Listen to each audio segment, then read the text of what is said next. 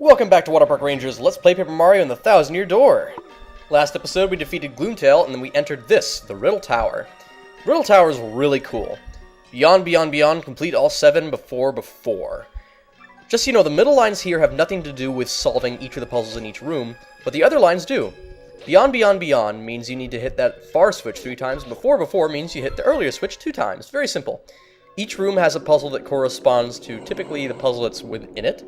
Like, it has a little message that will tell you how to, like, do the puzzle that's inside it. And for each one, you get a palace key. You're going to want to get all the palace keys inside the Riddle Tower. So there's one in every room. And most of the rooms are separate from one another, with the exception of the one we're entering now, which is a special case. We're going to have to go into it several times to actually finish it. We got a red block here that can't even be broke with our hammer. Wow. 4 stones, twin stones, Master of Shadow and Dark. 2 are 1, 1 is 2. Master of Shadow and Dark is irrelevant. But the other ones, the twin stones, means that they actually correspond. What they correspond to is that there's another room that looks just like this one, only the gray block that we smashed was a red one on the other. And by smashing the gray one in this room, we break the red one in the other room. And you just keep doing that until they're all gone. We're going to have to go into that room several times in order to clear it, and the room that corresponds to it. Here we got, all you see isn't all there be, stone is the power of stars, touch it to pass through it. So, just touch it to pass through it means you just walk into it, and then there you go. There's a switch, you open it, and you get the key. In case you're actually really confused about how to solve any of these rooms, you can have Goombella use her tattle feature, and she'll pretty much tell you how to do each one when you're in it. So, that's very easy. You shouldn't get stuck in Riddle Tower, but it's pretty fun, and when I did it, it did take me a little while. Especially because there was like one of these rooms that like confused me for how it worked. The unseen may yet be felt, so that we the great ones, be it here, be it there. So we gotta feel something that's unseen. I didn't mean to take out Trogdor. I actually meant to take out Flurry, because Flurry will expose this thing that you can feel by walking into it. It's a treasure chest with another key inside of it. That might be the only one that's not like wreathed in ominous shadow. There we go. I think we've cleared out all the rooms on the bottom floor of the Riddle Tower, except for that one that we couldn't solve yet. So it's time to go up the spiral staircase to the next floor. Gotta love spirals. And spirographs. Everything's spirally. Also the stars. All the stars on the floor and some of the walls of this dungeon remind me of the Crystal Palace in the first Paper Mario. Very good dungeon. Let fall the weakest, and that the sky's a lie, and then build to the strongest. So let's fall the weakest means we're going to fight the weakest of these enemies, which would be the Dull Bones, which would be the one on the far left. Once you defeat it, move on to Red Bones. He's the mini-boss of Hooktail Castle. Then the next strongest in line would be Dry Bones. Well, I mean, he's stronger than the Red Bones.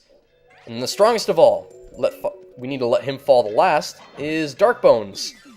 Might as well watch a Dark Bones battle, because he's the only interesting one of the bunch. In my opinion, anyway. He's basically a mini-boss class enemy, but I don't think you fight him. I guess I shouldn't talk about that right now. But anyway, he's pretty powerful. See, 8 damage. Let's see how much it takes to bring him down. This probably won't kill him. I'm gonna guess he has around 20 total. There's 13 damage. Gonna beat us with some tough bones. Oh, lucky, nice. It's 13, 19. He's still alive. With Bobberies, that's going to be a total of 25. This is probably what's going to kill him. Yeah. No, that's 24. But still, it looks like he has roughly 20 HP. Okay, nice to know that. And, wow, Dark Bones now gives us 4-star points. Remember when we started this dungeon, it was actually Dry Bones that was giving us 4-star points. So, we've actually gotten quite a bit stronger since we're in here, in this dungeon. I also like the music here quite a lot. Like, overall, this dungeon is probably, like, one of my favorites of all time. Up there with Kingdom Hearts End of the World, but still not as good as the final dungeon in Mother 3. Because, let's face it, it's kind of the best one. Alright, we're going to go through this one now, and wow, what could be the puzzle in here? Oh, yeah, this is the room that corresponds to the one below. So we're going to break this one, so we can get to that one down there. We'll break the gray rock up here, opening up the red switch down below. It's the same riddle, only it says, can live again by the stone. Another interesting thing about the Riddle Tower is all these middle lines that seemingly have nothing to do with the puzzle are actually part of a poem that talks about, like, the backstory of the game. And people have tried to find, and that includes me, and some of the other people on this channel, who sometimes make guest appearances, Baron WoW and Blink11. We actually deciphered this poem, and I forget the exact order that we got, so destroy on your path just means use Bobbery. For the longest time, I would not have been able to, like, use Bobbery exactly where you need to on that wall, so I found this room to be the hardest. But yeah, all you need to do is use Bobbery at the middle of the wall to beat this puzzle. And also, that chest wasn't wreathed in shadow either. But enough of that. What I was talking about was that poem. Well, I mean, first off, we got to do this new puzzle. So we'll do this puzzle, then I'll mention the poem. The shy one hides his face. The shy one hides his shape. Oh, I read that backwards. But the stars being balanced is also the last line of the poem because it has a period. So there's 8 lines, and the order of the rest is kind of up to you. But there's some that just sound better than others. And I think that I found the right order along with some other people on this channel, but I forget what it is. But the bottom line about it, like how that poem goes and what it's supposed to be talking about, seems to be the backstory of the crystal stars and the demon. The crystal stars themselves are not necessarily good or evil objects, from what it seems like.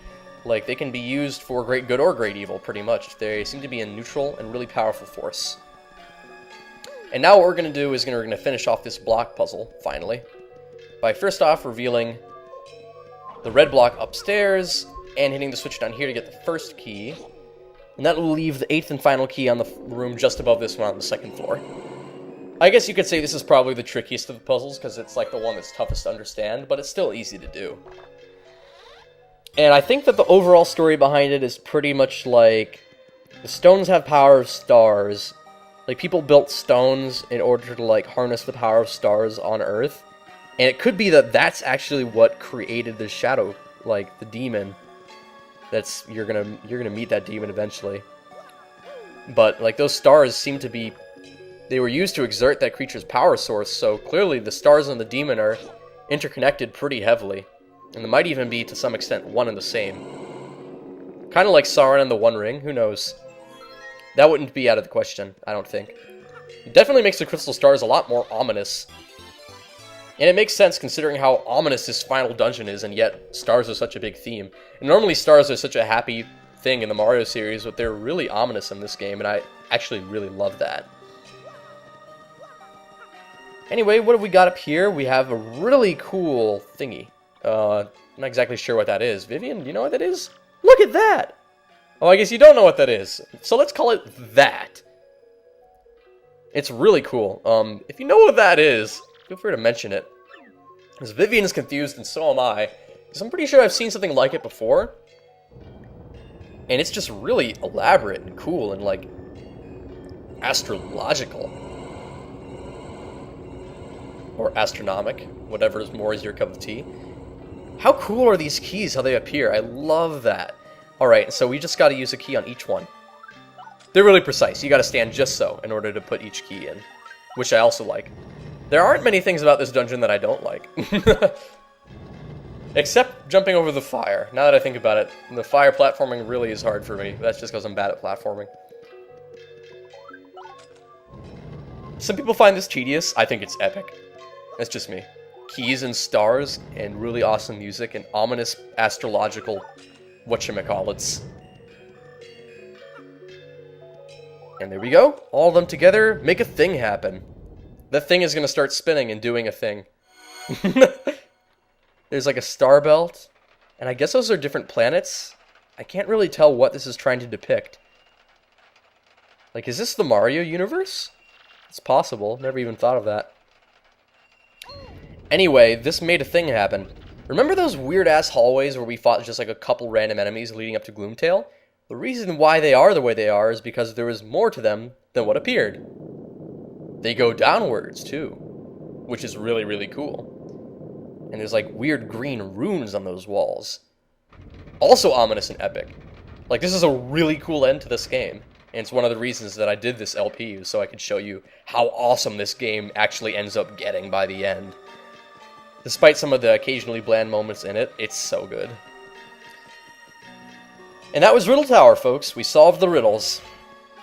That was where the star key went. It was to open up those other keyholes, and that's what all the palace keys were used for. And now, our path ahead is clear. Oh, I accidentally used Vivian when I wanted to turn into a boat. So let's sail on back to the other side. Isn't it so cool how all this is underneath Rogueport? I really love how it's all underneath the starting town. This ancient civilization with, like, weird runes and shadows and palaces and treasures and really hard enemies. It's so cool. This whole place is so mysterious. That's why this chapter is just, like, my favorite in the whole Mario series. The whole Paper Mario series, too. And then there's Chapter 7 in Paper Mario. The first is really good. I still think I like this one more, though. Just because the epic factor wins me over. We've been waiting for you, Mario. Huh? Professor Frankly? What are you doing here? Thank you so much for opening the door for us, Mario. Yes, that was nice. Thanks to you do-gooder predictability, my plan is progressing very smoothly. Sis? How dare you? And what do you mean about us opening the door for you? So you still don't see it? Ah, such fools. The Professor Frankly you were with when you opened the 1,000-year door was none other than this little freak in a sheet. Yeah, my name's Dupless, but... The real Frankly is sleeping off a nasty bump in the head in a closet somewhere. Poor thing, and once we get rid of you here, our plan will be nearly complete. Ready for the end, my dears? You and that traitor Vivian have a date with eternity. Goo! That's right, Slick. Eternity! Shut up, freak! Oh, okay, right. Sorry. I'm with Mario all the way! Today, sis, I'm gonna punish you! You hear me? Come, my sort of lovelies. Marilyn! Freak sheet! Go! I said my name's Dupless! It's great how he wanted to keep it a secret, now he's just, like, yelling it. His name, that is. Yeah, you remember that? No, I guess it's alright if you don't remember it. Alright, my kind of lovelies, this time we take out Mario and his goon squad for good. So if I catch you slacking, you'll be in for incredible punishment come tomorrow. Go! Okay. Can't flee this fight. Alright, can't abscond, bro. That's fine. I wasn't planning on absconding. Absconding. Okay. Now, who should we go for first? Well, first off, we want to power lift because, as usual, I just love powerlifting during boss battles. I like to be extra powerful for an extra powerful enemy. Simple as that. Looks like we're getting lots of nice offense arrows already.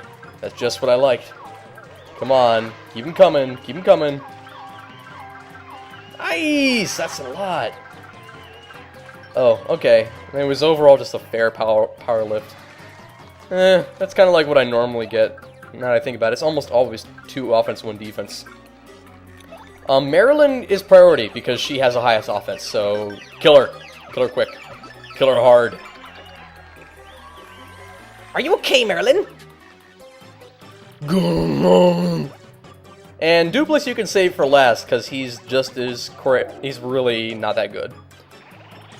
Oh, 5? Yeah. I guess because we're a little stronger.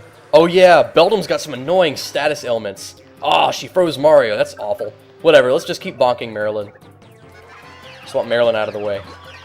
Because she's the tank. Beldam's the mage, and Dupless is kind of like the whatever. Like, no one cares. Go! Alright, we already defeated Marilyn. Awesome. Now, Dupless is doing his classic cloning ability. I guess he wants to be Mario. How amazing would it be if he turned into Frozen Mario? He couldn't copy our sweet Luigi threads, though. Aw, darn. Mario's just getting... Ugh. He, like, can't do anything. He's loaded with all these status ailments. Oh, he can still super guard. It's really easy to super guard Dupless when he does the Mario jump. Oh god, Beldam's gone hyper. We just gotta shut her down quick. Because she's obnoxious. It's actually a great thing that Dupless is there instead of fighting like a higher level Vivian, because Vivian would be very tough with all that fire.